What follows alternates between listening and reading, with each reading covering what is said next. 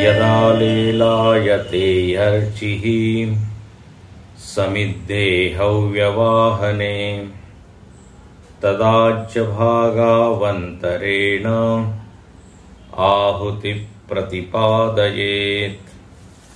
यस्याग्निहोत्रमदर्शमपौर्णमासम् अचातुर्मास्यमनाग्रयणमतिथिवर्जितं च अहुतमवैश्वदेवमविधिनाम् उतमा सप्तमास्तस्य लोकान् हिनस्ति। श्रुति माता यहां पर वैदिक कर्म का निरूपण करते हुए कहती है कि एक गृहस्थी को अग्निहोत्र कर्म करना चाहिए। ये बड़ा पवित्र कर्म है। यज्ञ दान तपः कर्म पावनानि मनीषिणाम। गीता में कहते हैं यज्ञ दान और तप ये पवित्र करने वाले कर्म है, इसका कभी त्याग न हो। तो यहां पर अग्निहोत्र तो करना ही है, लेकिन उसके साथ में जो अन्य सहकारी कर्म है या उसको कहिए आचरण है, वह भी निश्चित रूप से करना चाहिए। तभी वो अग्निहोत्री को पूर्ण फल मिलता है। ये अंग है, अन्य जो कर्म है अंग है। एक होता है मुख्य काम, मुख्य कर्म, और दूसरे उसके सहकारी कर्म होते हैं जो उसके उपकारक होते हैं, जो उस कर्म को पूर्ण करने में मदद करते हैं। अब जैसे लोक में भी लौकिक हमको कुछ काम करना होता है और कोई व्यक्ति आपको बुलाता है कि हाँ चलिए हमको काम करना है, तो हम कहते हैं मैं जरा तैयार होके आता हूं। तैयार होके आता हूं मतलब स्नान आदि जो नित्य कर्म है उससे निवृत्त होकर आता हूं। अब भले ही वो मुख्य कर्म नहीं है, लेकिन आप अपने आप को तैयार करते हैं। फिर कहते हैं हाँ अब मैं उपलब्ध हूं। नाश्ता हो गया, स्नान हो गया, ब्रश हो गया। हाँ, तो अब ये क्या है? सहकारी कर्म है। वो करने के बाद आप मुख्य काम करने के लिए तैयार हो जाते हैं। ऐसे ही वैदिक कर्म करने के लिए, जिसे अब हवन करना है, तो बोले आप संध्या इत्यादि करके आइए। ऐसा कहते हैं संध्याहीनम अशुचि नित्यम। अब करना है हमको हवन, लेकिन बोले उसके अधिकारी आप तब होंगे जब आप क्या करेंगे? पहले संध्या। तो कर्म को सम्यक रूप से यदि करना है, व्यवस्थित रूप से करना है, तो जो सहकारी अंग है उसके, उनको भी जानना चाहिए और उनको भी करना चाहिए। यदि हम नहीं करते हैं तो वो फल नहीं मिलता जो हम चाहते हैं। श्रुति ने इसी बात को यहां समझाने के लिए ये अगला मंत्र बोला है, तीसरा मंत्र। तो कहते हैं यस्य अग्निहोत्रम, अग्निहोत्र तो कर रहा है, लेकिन अदर्श पौर्णमासम अचातुर्मास्यम अनाग्रयणम अतिथि वर्जितम, जो अमावस्या को और भी जो कर्म करना चाहिए वो नहीं कर रहा है तो अदर्श हो गया, वो अग्निहोत्र कैसा हो गया, अदर्शम अग्निहोत्र, अपौर्णमासम अग्निहोत्र, जो पूर्णिमा को करना है वो नहीं कर रहा है। तो यहां पर थोड़ा डरा देते हैं, बोले यदि ये सब आपने नहीं किया तो 7 लोकों का नाश हो जाता है। अंतिम पंक्ति है, तस्य लोकान हिनस्ति, आसप्तवान तस्य लोकान हिनस्ति। बोले ये वेद तो हमको डरा रहे हैं, एक्चुअली तो वेदों ने हमको प्रेरित करना चाहिए। ये कह रहे कि 7 लोकों का नाश हो जाएगा। अब देखिए जो सत्य है वो सत्य है, थोड़ा कठोर है, कड़वा है, लेकिन इसका प्रयोजन ये बताना है कि आप आधा अधूरा न करें। डराना नहीं है, अभी देखेंगे आगे हम, लेकिन पहले ही वाक्य सुन के जरा घबरा जाते हैं। बोले आपके 7 लोक नष्ट हो जाएंगे यदि अग्निहोत्र के साथ आपने ये सब नहीं किया तो। बोले तब तो राम राम, अब हम अग्निहोत्र भी नहीं करेंगे और ये भी नहीं, क्योंकि ये सब तो होगा नहीं। तो यहां कहना यह चाह रहे हैं कि डरिए नहीं, ये भी कीजिए। तो यहां पर कहते हैं अग्निहोत्र तो कर रहा है, लेकिन उसके साथ में चातुर्मास में जो करने योग्य चीजें हैं वो नहीं कर रहा है, सत्संग आदि नहीं कर रहा है। तो बोले इससे दुष्परिणाम ये होगा कि उसने किया तो सही अग्निहोत्र, लेकिन जो परिणाम वो चाहता था वो नहीं मिलेगा। इसलिए यहां पर हमको सावधान करती है श्रुति कि ये सब भी आप कीजिए। अच्छा, तो हमने 4 तो देख लिए थे। अमावस्या को जो किया जाता है उसको दर्श कहते हैं, पूर्णिमा को जो किया जाता है पूर्णमासम। 4 महीने जब होते हैं, वर्ष के 4 महीने, उनका विशेष महत्व है, उसमें विशेष अनुष्ठान इत्यादि होना चाहिए। आप देखते हैं कपाट खुलते हैं उसके बाद 4 धाम इत्यादि के, तो ये चातुर्मास का एक महत्व है। और फिर यहां लिखते हैं अनाग्रयणम, जो कमा रहा है लेकिन भगवान को नहीं अर्पित करता, उसका एक भाग, तो बोले फिर वो क्या हो जाएगा, अधूरा हो जाएगा अग्निहोत्र। तो ये भी उसका एक कर्तव्य है। कोई यदि खेती कर रहा है तो वो थोड़ा सा अन्न, मतलब धान इत्यादि, गेहूं चावल इत्यादि मंदिर आदि या संत महात्मा या किसी ब्राह्मण को वो दान करें। ये अग्रयण, पहला अधिकार उनका। तो ये सब जीवन मूल्य बताए हैं, जीवन शैली बताइए। आगे एक जीवन मूल्य बताते हैं, अतिथि वर्जितम। अब बोले अतिथि का पूजन वो नहीं कर रहा है, अतिथि का स्वागत नहीं कर रहा है, तो बोले उसका भी दुष्परिणाम ये होगा कि 7 लोगों का नाश हो जाएगा।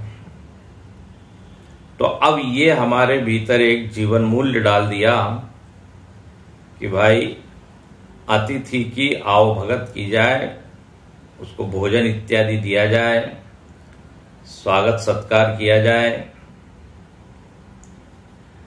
अब देखिए अतिथि का अर्थ प्राय हम लोग अंग्रेजी में आजकल कर देते हैं गेस्ट, लेकिन यहां पर वो अर्थ नहीं है। ये जो मेहमान आ जाते हैं उसको अतिथि नहीं कहते। अपने मित्र नाते रिश्ते वाले जो आ जाते हैं बोले हमारे यहाँ गेस्ट आए, उसको उसका ट्रांसलेशन अतिथि नहीं है। अतिथि मतलब ऐसे साधु महात्मा ब्राह्मण जो साधना में लगे हुए हैं, जिन्होंने खुद होकर इस मार्ग का चुनाव किया है,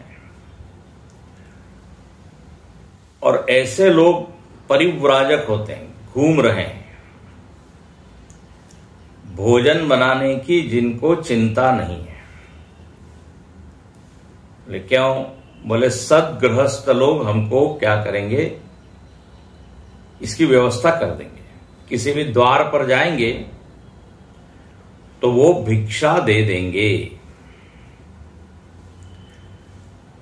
तो अपने यहां पर ये एक जीवन मूल्य डाल दिया कि आप इस तरह के महात्माओं की क्या करें, सेवा करें, स्वागत करें।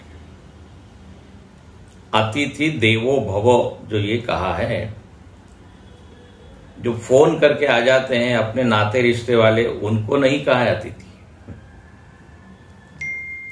अब पहले जो है लोग अनेक विद्वान ब्राह्मण इत्यादि भी वो भिक्षा के द्वारा ही अपना जीवन चलाते थे, और इस कारण से क्या है, वो मुक्त होते थे इस कार्य से। नहीं तो भोजन की ही चिंता रहेगी तो चिंतन कब होगा। बड़े बड़े विद्वान, बड़े बड़े अच्छे ब्राह्मण महात्मा इसी कारण बन पाए कि वो उनका एक भाग जो है जीवन का,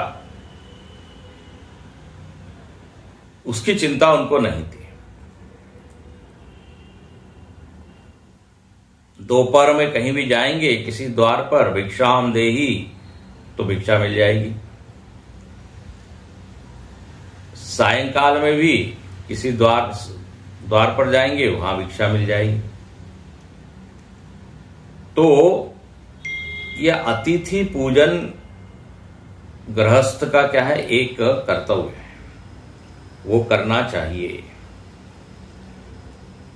हमारे हिंदू धर्म में ये एक जीवन शैली का क्या है, एक भाग है, और ये वेद में आया, याद रखना। अतिथि देवो भव,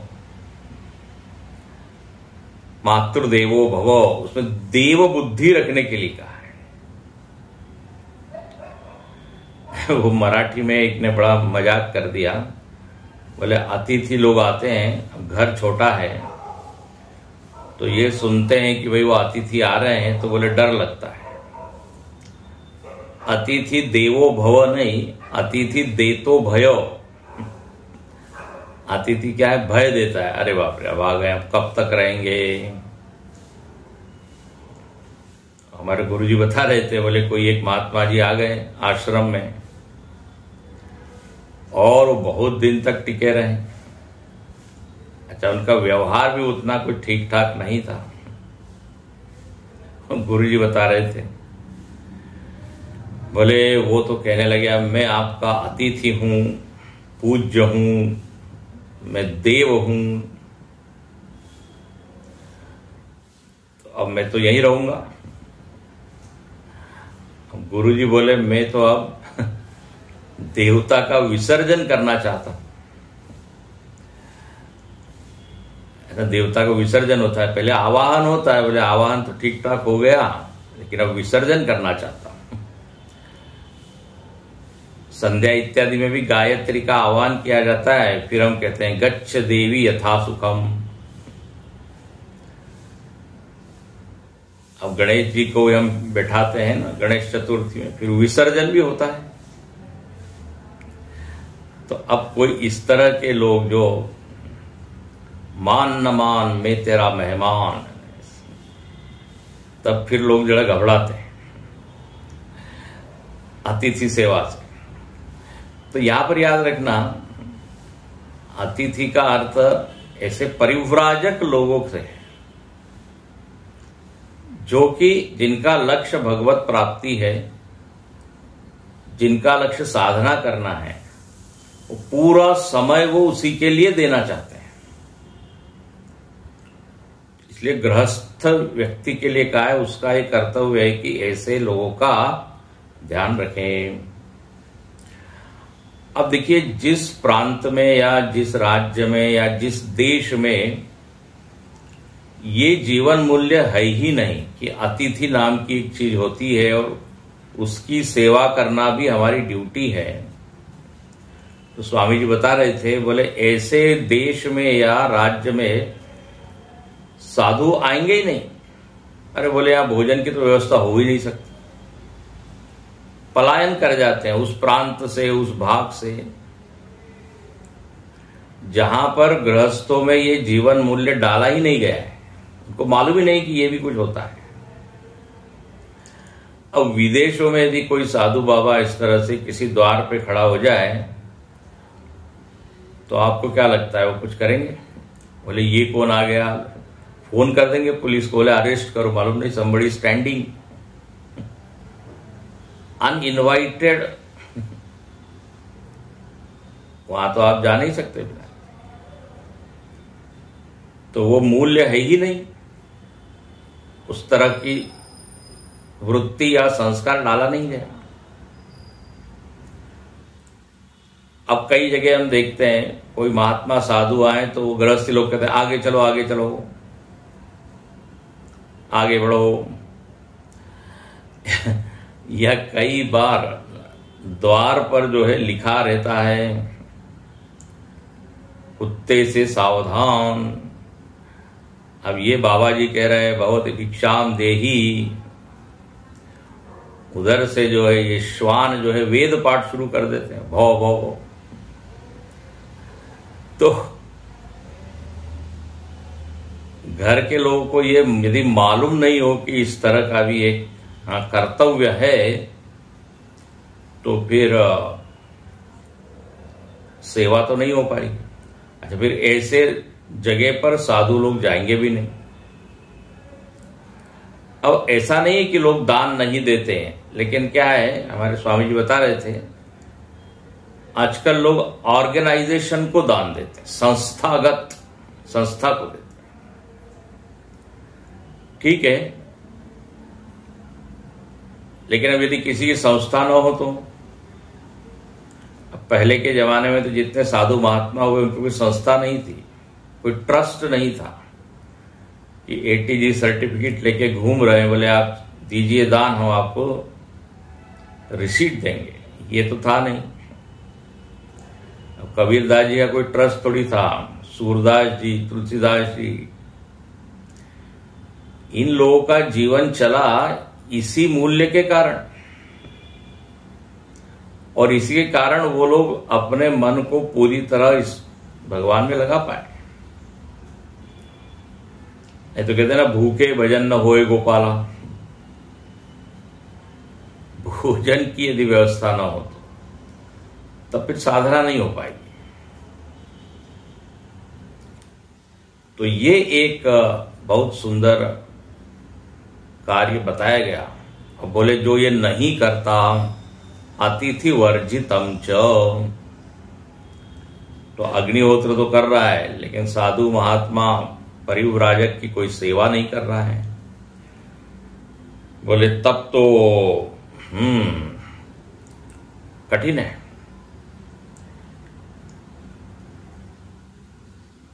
तो अतिथि वर्जितम च, यहां तक ये मंत्र है। इसके बाद आगे उसी मंत्र में कहते हैं अहुतम अवैश्वदेवम। अहुतम, अहुतम मतलब जिस समय जो हवन करना है या जो अग्निहोत्र करना है नहीं कर रहा है, समय निकल गया, समय मिला ही नहीं, तो भी बोले थोड़ा सा परिणाम ठीक नहीं आएगा।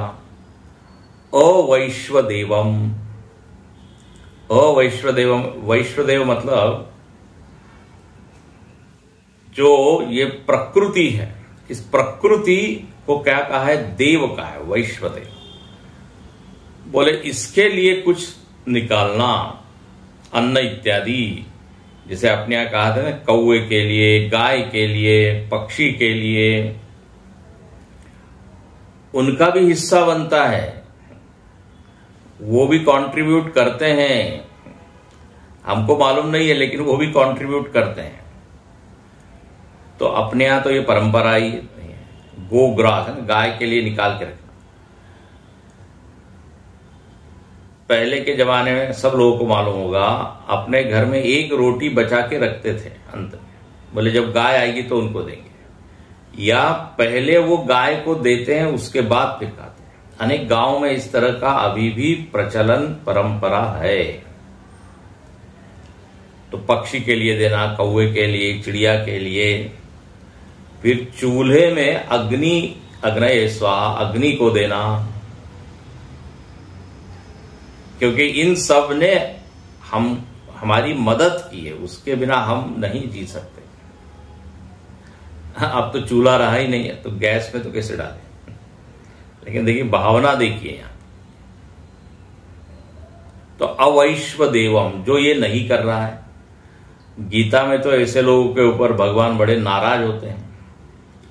भुंजते ते त्वघम पापा ये पचंत आत्म कारणात्, बोले ऐसे लोग पाप को खाते हैं जो प्रकृति, समाज, इसकी ओर ध्यान न देके केवल अपनी ओर ही ध्यान दे रहे हैं, अपने ही पेट को भर रहे हैं।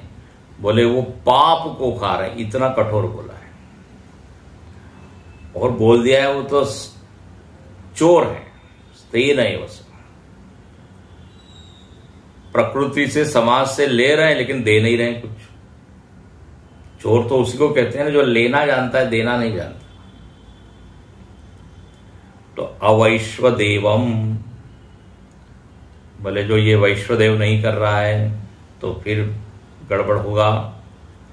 फिर अविधिना हुतम, अगली पंक्ति मंत्र में देखिए, अविधिना हुतम, आहुति तो डाल रहा है लेकिन जो विधि है ना उस विधि के अनुसार नहीं कर रहा है। आधा अधूरा, जैसा तैसा, मंत्र पाठ कर रहा है जैसा तैसा। लोग जो है ये धार्मिक कामों में बड़े ढीले ढाले हो जाते हैं। बोले बस श्रद्धा है, हम श्रद्धा से कर रहे हैं। हमारे स्वामी जी ने अच्छा कहा, बोले आपकी श्रद्धा इतनी लूली लंगड़ी नहीं होनी चाहिए कि जो आपको सही करने में प्रेरित न करें। यदि आप श्रद्धा से कर रहे हैं तो उस श्रद्धा में इतना दम होना चाहिए जो आपको कहे कि भाई आप ठीक से सीखें, पूजा कैसी करनी है, मंत्र कैसे बोलना है, ध्यान कैसे करना है, हवन कैसे करना है। वो श्रद्धा यदि आपको ये नहीं सिखा रही है या नहीं प्रेरित कर रही है तो बोले वो वास्तव में श्रद्धा है कि नहीं, थोड़ा विचार करना पड़ेगा। लोग बड़े आराम से बोल देते हैं श्रद्धा है, भाव है, अब जैसे तैसे आप थोड़ा बहुत कर देते हैं। अच्छा, समाज में इसको बड़ा अच्छा बस भाव की बस बात है, विधि वगैरह छोड़िए। तो ऐसी जरा हल्की श्रद्धा, श्रद्धा में इतना बल हो जो आपको सही सीखने में प्रेरित करे। देखिए लौकिक चीज में हम कितने सावधान होते हैं, बिल्कुल जैसा बताया बिल्कुल सब वैसा वैसा ऐसा करते हैं। अब बिना नहाए ही बैठ गए पूजा के लिए, अरे बोले बस भाव है ना हमारा, भगवान थोड़ी देखते हैं कि नहाए हैं कि नहीं, हमारा भाव शुद्ध है। देखो कुछ कुछ चीजें आप बिना स्नान के कर सकते हैं लेकिन कुछ चीजों के लिए स्नान आवश्यक ही है। ध्यान कर सकते हैं, प्राणायाम कर सकते हैं, आसन कर सकते हैं, लेकिन यदि पूजा करनी है, हवन करना है, कोई अनुष्ठान करना है तो वो विधि है, विधि का एक भाग है। तो यहां लिखते हैं अविधिना, जो बिना विधि को फॉलो किए कर रहा है। अविधिना हुतम, हवन तो कर रहा है लेकिन वो जैसा करना चाहिए वैसा नहीं। तो आसप्तमान तस्य लोकान हिनस्ति, तो बोले उसकी 7 पीढ़ियां या 7 लोकों का नाश हो जाता है। बाप रे, तो बड़ा डरावना मंत्र है, घबराइए नहीं। अभी इसका अर्थ हम देखते हैं। भाष्यकार देखिए क्या लिखते हैं, जरा संक्षेप में देख लेते हैं। यस्य अग्निहोत्रम, ये पहला वाक्य था। तो भाष्यकार लिखते हैं, पिछले मंत्र में बताया था कि अग्निहोत्र जरा कठिन है, दुष्कर है। दुष्कर है मतलब उसके बाद ये सब भी करना है। तो बोले कथम, क्या क्या करना है, तो ये सब वर्णन है। तो कहते हैं यस्य अग्निहोत्रिणः, अग्निहोत्री, यस्य का अर्थ क्या, अग्निहोत्री, जो अग्निहोत्र का कर्ता है, जो अग्निहोत्र कर रहा है। बोले उसका अग्निहोत्र कैसा है, अदर्शम दर्शाख्येन कर्मणा वर्जितम, अमावस्या को जो करना था वो नहीं किया, अदर्शम हो गया। तो यहां भाष्यकार लिखते हैं इसका अर्थ क्या है, अग्निहोत्रिण अवश्य कर्तव्यत्वात् दर्शस्य, यहां आवश्यकता बताई जा रही है कि उसको करना ही चाहिए, टालम टोल नहीं करना चाहिए, आवश्यकता दिखाया है, अनिवार्य है। तो अदर्शा, वो नहीं कर रहा है तो बोले ये अधूरा रह जाएगा। फिर यहां अगला वाक्य बड़ा अच्छा है, अग्निहोत्र संबंधी अग्निहोत्र विशेषणम इव भवति। हाँ, ये जो अग्निहोत्र है ना, जिस अग्निहोत्र के साथ ये अमावस्या, पूर्णिमा, चातुर्मास, अतिथि ये सब लगा हुआ है, तो बोले सब विशेषण है अग्निहोत्र के। ध्यान से सुनिए, विशेषण और विशेष होता है ना, जैसे लाल फूल है, लाल पुष्पम रक्तम पुष्पम अस्ति, तो पुष्प का क्या हो गया, वो विशेषण। यदि वो विशेषण उसमें से हट जाए तो वो फूल की शोभा नहीं रहेगी, फूल सूख जाता है, मतलब क्या, उसका रंग उड़ गया, फीका पड़ गया। अब उस फूल को कोई चाहेगा नहीं, बोले अब ये तो गया, अब इसको त्याग दीजिए। उसकी शोभा उस विशेषण के साथ है। सुगंधितम पुष्पम, गंध चला गया तो वो पुष्प क्या। ऐसे ही यहां लिखते हैं अदर्शम अपौर्णमासम, ये विशेषण रहित अग्निहोत्र हो गया, जिससे वो अग्निहोत्र की ब्यूटी, सौंदर्य बढ़ने वाला था, वो चीज है नहीं।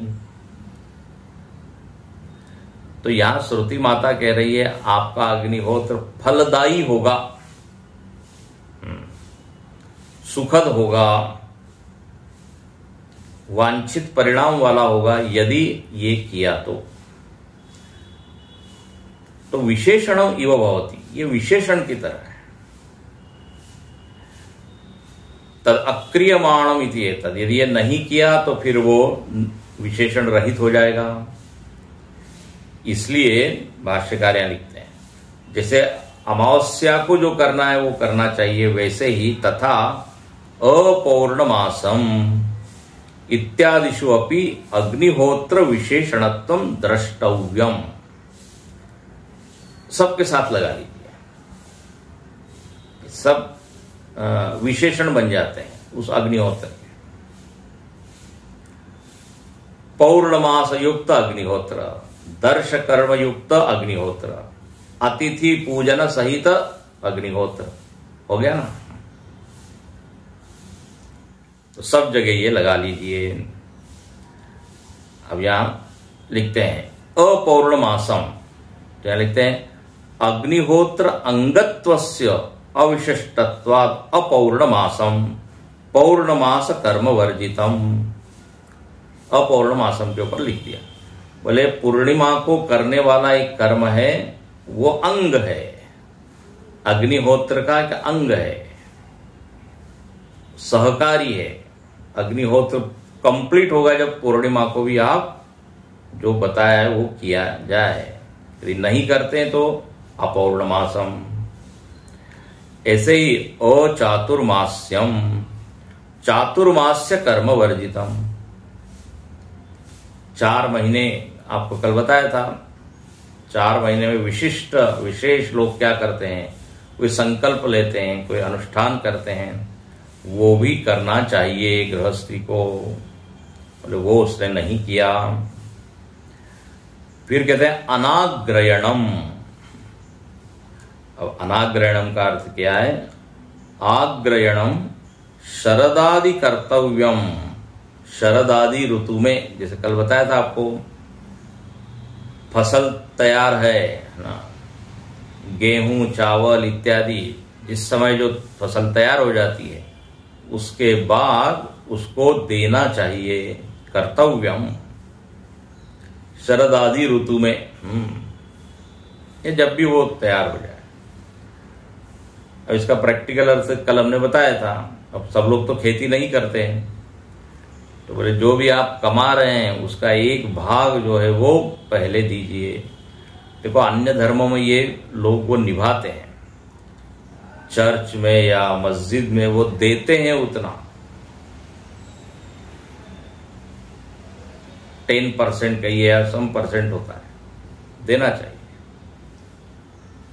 तो यहां पर लिखते हैं अग्रायण, उसको कहते हैं आग्रहण। तो वो जिसने नहीं किया, तच्च न क्रियते यस्य, तो उसका अग्निहोत्र क्या कहलाएगा? अनाग्रहणम, ऐसा हो जाएगा। तथा अतिथि वर्जितम, अतिथि वर्जितम इसके ऊपर लिखते हैं च अतिथि पूजनम, अतिथि पूजन भी करना चाहिए। अच्छा, कब करना चाहिए? भाष्यकार यहां देखो लिखते हैं, ऐसा नहीं साल में एक बार एक महात्मा को खिला दिया ना, यहां लिखते हैं अहनि अहनि अक्रियमाणम यस्य। अहनि का अर्थ होता है दिन, मतलब रोज, ओहो नित्य थोड़ा सा अतिथि के लिए निकाल के रख दिया जाए। कई गांवों में तो लोग जो है इंतजार करते हैं, बोले आज ये महात्मा जी आएंगे हमारे द्वार पर,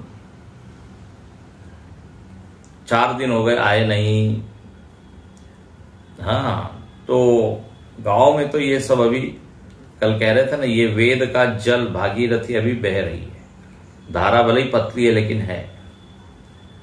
शहरों में तो लुप्त ही हो गया है, कहीं कहीं जरूर मिलता है किसी किसी भाग में।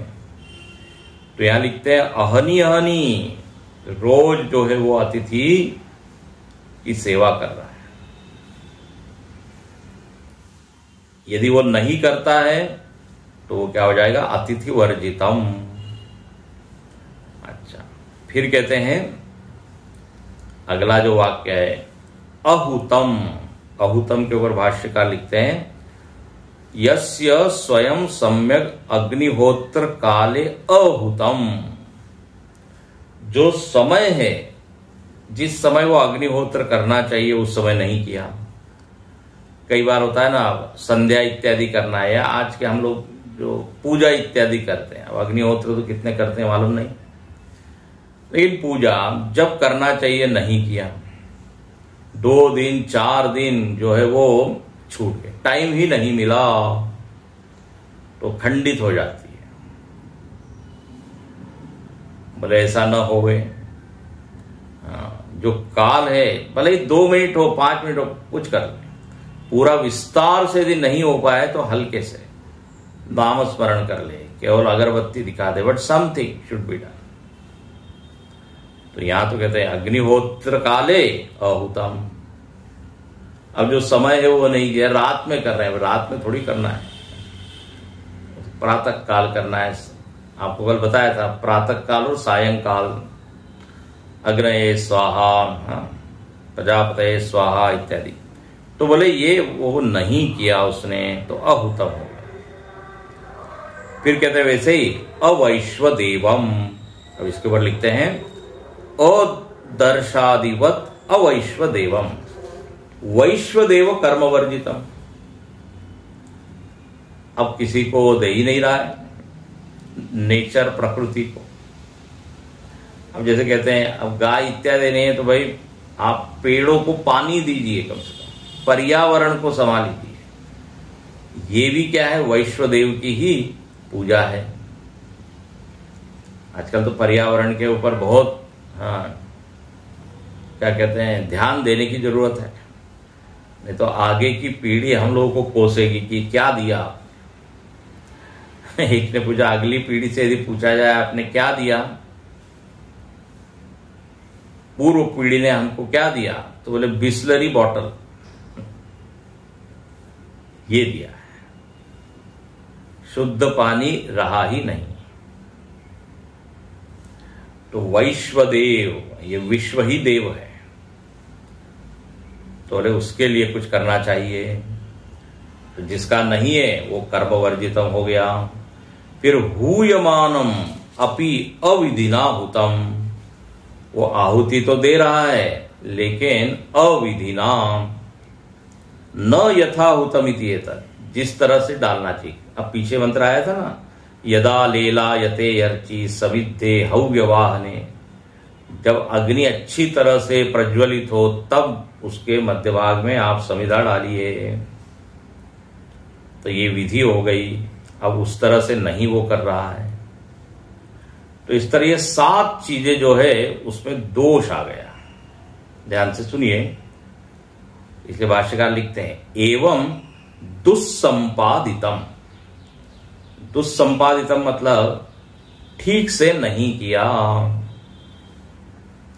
अब यदि आप कठोपनिषद पढ़ें तो कठोपनिषद में आता है, नचिकेता ने सावधान किया पिताजी को, पिताजी आप ये विश्वजीत यज्ञ कर रहे हैं और इसमें दान तो दे रहे हैं, लेकिन जो दान देना चाहिए वो नहीं दे रहे हैं, जैसा देना चाहिए वैसा नहीं दे रहे हैं।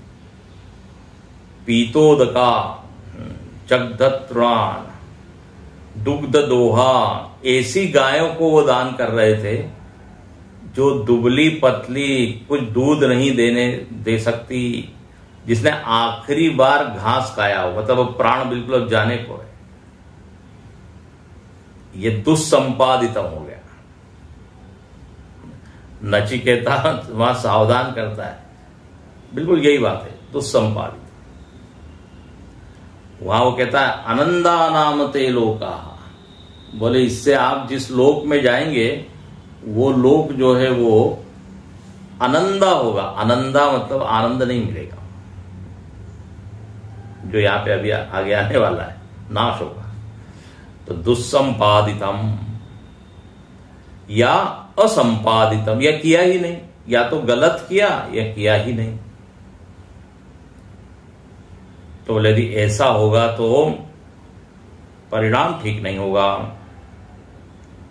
तो असंपादितम अग्निहोत्रादि उपलक्षितम कर्म, ये उपलक्षणा से अब आप सारे कर्म ले लीजिए। ये अग्निहोत्र क्या है, एक सिंबल है, एक प्रतिनिधि है। जितने भी वैदिक कर्म कर रहे हैं उसके साथ में जो करना चाहिए वो भी हम करें। जैसे अग्निहोत्र के साथ ये 7 चीजें करें, इसको कहते हैं उपलक्षणा। उपलक्षणा का मतलब होता है कि एक चीज लेके उससे सारी चीजों का ग्रहण करना। कई बार आपको बता चुके हैं, एक इंद्रिय का नाम लिया तो उससे 10 इंद्रियां आप ले लीजिए। एक महाभूत का नाम लिया तो उससे अन्य महाभूतों को भी ले लीजिए। तो यहां अग्निहोत्र कर्म लिया है, ये उपलक्षणा से अन्य कर्म भी आप ले लीजिए कि जो भी वैदिक कर्म किया कर रहे हैं उसके साथ वाले जो करने चाहिए उसका भी जरा ध्यान रखें। अच्छा, और यदि हमने नहीं ध्यान रखा तो क्या होगा, अब आगे अब फल बताते हैं। आसप्तमान लोकान हिनस्ति किम करोति, ये अवैश्वदेवम अतिथि वर्जितम, सब न न न न रहित रहित वर्जितम। यदि ऐसा होगा तो क्या होगा, what will be the result. तो सुनिए, किम करोति इति उच्यते। सप्तमान सप्तम सहितान लोकान, बोले 7 लोक जो है उस कर्ता के लिए नष्ट हो जाएंगे। कर्तुहु, ध्यान से देखिए शब्द, तस्य कर्तुहु, कर्तु मतलब ये जो अग्निहोत्र करने वाला है, गृहस्थी है, वो कर्ता का क्या होगा, लोकान हिनस्ती, लोकों की हिंसा हो जाएगी, लोक नष्ट हो जाएंगे। ओहो, तो यहां भाष्यकार थोड़ा सा सॉफ्ट करते हैं उसको मुलायम नरमी से बताते हैं। बोले नाश हो जाएगा मतलब क्या होगा, हिनस्ती इव, एस दो मानो की उसके लिए 7 लोगों का नाश हो जाएगा। अब मतलब क्या लिखते हैं, आयास मात्र फलत्वात्, केवल परिश्रम तो होगा, आयास होगा, अग्निहोत्र इत्यादि कर रहा है, बट फल नहीं मिलेगा क्योंकि उसने आधा अधूरा किया। फल नहीं मिलना ही क्या है, नाश है या हिंसा है। इसको नोट कर लीजिए, वांछित फल का न प्राप्त होना ही हिंसा है या नाश है। जैसे अब कोई परीक्षा पढ़ाई जो है वो कर रहा है, आधे इसमें से छोड़ दिया उसने, अब परीक्षा देने जाएगा, ठीक से पढ़ाई की नहीं है, आधा अधूरा सिलेबस पढ़ा है, तो क्या मिलेगा उसको? प्रयास तो किया उसने, वो प्रयास क्या रहेगा, निष्फल, क्योंकि वो जो उसने अनुष्ठान किया उसमें दोष था। जितनी पढ़ाई करनी चाहिए, जैसी करनी चाहिए वैसी नहीं की, तो उसका नाश हो गया। क्या बोले, 1 साल हमारा बर्बाद हो गया। 1 साल बर्बाद हो गया मतलब जो हमको प्राप्त हो सकती थी चीज वो नहीं मिली। ये इसको कहते हैं हिंसा होना या नाश होना। क्या लिखते हैं, सम्यक क्रियमाणेषु ही कर्मसु कर्म परिणाम अनुरूपेण भूरादयः। बोले यदि ठीक से किया, सम्यक अच्छे से यदि किया हो, तो उसका परिणाम भी जो आपको बताया गया है, जो फल बताया है वो मिलेगा। क्या बताया है फल? पीछे आपने देखा था, सुकृतस्य लोके एषव पंथा सुकृतस्य लोके। तो यहां पे उसी का उल्लेख करते हैं। बोले भूरादय सत्यंत सप्तलोका फलम प्राप्यते। उसको भूर्भुव स्वः मह जन तप सत्यम, ऐसे 7 लोग जो है उसकी प्राप्ति होगी यदि सम्यक रूप से किया। तो मतलब अतिथि पूजा भी कर रहा है, पूर्णिमा को जो करना है वो भी कर रहा है, ठीक से बिल्कुल श्रद्धा तो है ही और विधि भी है, तो उसको ये 7 लोकों की प्राप्ति होगी। और यदि नहीं किया तो ते लोकाः एवं भूतेन अग्निहोत्रादि कर्मणा तो अप्राप्यत्वात्।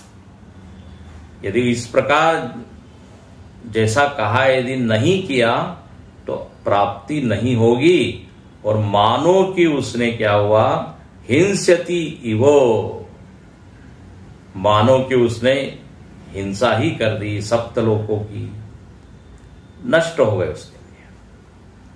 अब मिला क्या उसको? केवल परिश्रम, आयास मात्र। कई बार जैसे कल हमने उदाहरण बताया था, रास्ते इत्यादि का काम कर रहे हैं, कोई बिल्डिंग का काम कर रहे हैं और आधी ही छोड़ दी। अब प्रयास, आयास तो हुआ, परिश्रम तो हुआ, लेकिन अब आधा अधूरा घर जो है वो किसी के रहने लायक नहीं, तो वो प्रॉपर्टी क्या हो जाएगी, नष्ट हो जाएगी, वो जो प्रयत्न भी निष्फल। तो सदोषम, इसलिए लिखते हैं आयास मात्रम तो अव्यभिचारी इति अतः हिनस्ति इति उच्यते। देखो यदि आपने ठीक ठाक किया तो भी उसमें परिश्रम होगा, आधा अधूरा किया उसमें भी परिश्रम किया, तो इसको कहते हैं अव्यभिचारी। दोनों में समान है प्रयास, लेकिन यदि ठीक ठाक किया तो वो प्रयास आपको वांछित फल देगा, नहीं तो हिनस्ती। अब यहां कहते हैं दूसरा अर्थ करते हैं, सप्तलोक का नाश हो जाता है, मतलब क्या? तो अभी हम बार बार बता रहे हैं कि अच्छा फल नहीं मिलेगा, पूरा फल नहीं मिलेगा, ये अर्थ है। अब इसको भाष्यकार थोड़ा और बढ़िया से बताते हैं। बोले ये 7 लोक क्या है, सुनने लायक है। तो लिखते हैं 7 लोक मतलब यहां 7 पीढ़ियां बताते हैं, ध्यान से सुनना। 3 आगे की पीढ़ी मतलब पिताजी, फिर पितामह, प्रपितामह, ये 3 हो गए। और फिर पुत्र, प्रौत्र, प्रपौत्र, ये आगे के 3। तो 3 और 3 6, और खुद वो 7, ये 7 हो गए। अब यह बताते हैं कि 7 लोग का नाश हो जाएगा, मतलब क्या ये सब नष्ट हो जाएंगे? बोले नहीं, इसका बहुत ही प्रैक्टिकल अर्थ बताया है। आज थोड़ा सा बोल के मैं पूर्ण करता हूं। यहां बताया यह है नाश होने का अर्थ क्या है। यदि हमने ठीक ठाक किया तो नाश नहीं होगा। इन 7 का मतलब ऐसा है, यदि कोई व्यक्ति ठीक से ये सारी चीजों का अनुष्ठान कर रहा है तो घर में जो है पिताजी है, दादाजी है, वो प्रसन्न होंगे। बोले वाह, हमारा बेटा या हमारा जो ग्रैंडसन है वो बिल्कुल बढ़िया से कर रहा है। तो उनके मन में हमारे प्रति क्या होगा, एक उस व्यक्ति के प्रति जिसने सब ठीक ठाक किया, जो उसका पुत्र है या पौत्र है, उसके प्रति आशीर्वाद, शुभेच्छा, अनुग्रह, ये सब होगा। तो इसका तो नाश नहीं हुआ। अच्छा, यदि न हो तो या तो वो पिताजी दादाजी नाराज होंगे, रोष होगा, अरे क्या देखिए इसको इतना पढ़ाया लिखा है, कुछ काम नहीं करता है, ठीक नहीं है। तो एक तरह से आपने क्या किया, नाश कर दिया। नाश मतलब नॉट फिजिकली, बट मन में तो एक जो आदर बुद्धि उसके प्रति होनी चाहिए वो नहीं होगी। अच्छा, इधर यदि आप ठीक ठाक अच्छा कर रहे हैं तो पुत्र पौत्र उनके ऊपर एक अच्छा संस्कार पड़ेगा, वो बिगड़ेंगे नहीं। वही अर्थ है, नाश नहीं हो रहा तो बिगड़ेंगे नहीं। अब कोई बच्चा देख रहा है कि पिताजी रोज पूजा कर रहे हैं, अतिथि साधु का आदर कर रहे हैं, तो देखो बच्चे के भीतर एक संस्कार पड़ जाएगा कि नहीं। भले ही वो आगे बढ़ के बिगड़े, लेकिन इतना नहीं बिगड़ेगा। कहीं ना कहीं बीज उसमें क्या है, पड़ गया है। थोड़ा तो उसका मन शुद्ध रहेगा ही। यही ये नाश नहीं न होना। तो जो पीछे के बड़े लोग हैं वो भी प्रसन्न होंगे, आगे के लोग क्या होंगे, संस्कारी होंगे। बोले हमारे पिताजी ऐसा करते थे, हमको याद है ना। कई बार जो है बच्चे जब बड़े हो जाते हैं तब उनके मन में एकदम वो जागता है कोई अच्छा संस्कार जो बचपन में किया हुआ होता है। बोले पिताजी दान करते थे, वहां उस आश्रम में जाते थे, अब उसका जो है वो फल मिलता है।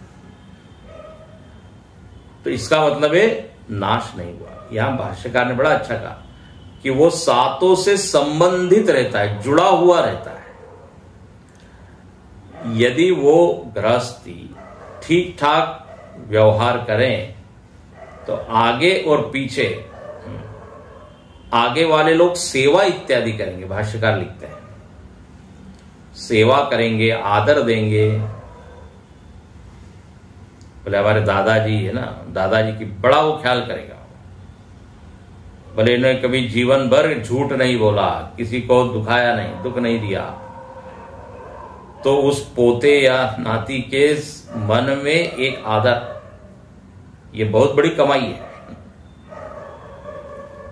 बुढ़ापे की लाठी है, ऐसा बोलते हैं। वो तभी होगा जब उसने बढ़िया से व्यवहार किया। नहीं तो बड़े लोग यदि गड़बड़ काम कर रहे हैं तो छोटे लोगों के मन में क्या आदर होगा। बड़े लोग झूठ ही झूठ बोल रहे हैं, बोलना नहीं चाहिए, कोई रिश्वत ही ले रहा है तो अब उसके मन में कोई आदर नहीं होगा। तो एक तरह से आपने नाश कर दिया। समझ रहे हैं ना, इसका जरा आध्यात्मिक और प्रैक्टिकल अर्थ समझिए। यहां तो वैदिक अर्थ बता दिया है। तो यदि सब व्यवहार, एक वैदिक जीवन शैली कैसी होनी चाहिए उसका यहां वर्णन है। एक सनातनी व्यक्ति का जीवन कैसे हो उसका चित्र यहां खींचा है। घर में पूजा हो, फिर अनुष्ठान हो, अग्निहोत्र इत्यादि हो। इसलिए भर्तृहरि ने एक श्लोक लिखा है बहुत अच्छा कि ऐसा गृहस्थाश्रम धन्य है। कैसा? जिसमें ये सब होता हो। तो उन्होंने एक श्लोक लिखा, उसको हम पढ़ते हैं। सानंदम सदनम सुताश्च सुदय कांता प्रियालापिनी इष्टापूर्ति धनम स्वयो शिरिति स्व आज्ञाकर सेवकाः आतिथ्यम शिव पूजनम प्रतिदिनम मिष्टान्नपानम गृहे साधो संगम उपासते ही सततम धन्यो गृहस्थाश्रमः। बोले ऐसा गृहस्थाश्रम धन्य है जहां पर क्या हो, अतिथि का पूजन हो रहा हो, शिव का पूजन हो रहा हो, साधु का संग हो, सत्संग होता हो जिस घर में, कांता प्रिया लापिनी, पत्नी जो है प्रिय बोल रही है, पुत्र जो है आज्ञाकारी है। देखो एक आदर्श। फिर इतना धन है कि वो परिवार के लोगों को भी संतुष्ट कर रहा है और समाज, जैसे हमने देखा वैश्वदेव इत्यादि, वो भी वो कर रहा है। उसके सेवक इत्यादि आज्ञाकारी है। आतिथ्यम शिव पूजनम प्रतिदिनम मिष्टान्न पानम गृहम, हर दिन मिठाई बन रही है मतलब समृद्धि है। बोले ऐसा गृहस्थाश्रम धन्य हो। तो बस ये एक सनातन धर्म में जिस गृहस्थ की कल्पना, सदाचारी सदगृहस्थ की कल्पना की है, वही यहां पे इस मंत्र में एक चित्र खींचा है। तो यदि ऐसा हो तो बोले उसकी 7 पीढ़ियां, हम बोलते हैं ना 7 पीढ़ियां तर गई, कोई अच्छा काम करता है। केवट ने जब भगवान राम की चरण प्रक्षालन किया तो बोले उसके सारे पितर तर गए, 7 पीढ़ियां। और यदि गड़बड़ हुआ तो फिर नुकसान भी हो सही होता है। इसलिए यहां सावधान किया है, डराने के बजाय आप क्या कीजिए, सावधान किया है। तो ये कल हम देखेंगे, पिंडदानादि अनुग्रहेण वा संबंध्यमाना पितृ पितामह प्रपितामह पुत्र पौत्र प्रपौत्राः स्व आत्म उपकाराः सप्तलोका। आगे के जो लोग हैं उनसे आशीर्वाद इत्यादि मिलता है, और जो नीचे वाले जो लोग हैं वो हमारी सेवा इत्यादि करते हैं। यदि अच्छी प्रकार से अग्निहोत्र किया जाए, इन सारी चीजों से युक्त हो, तो न हिनस्ति उक्त प्रकारेण अग्निहोत्रादिना न भवन्ति हिंसत इति उच्यते। ये इस तरह से बहुत ही एक अच्छा चित्र खींचा।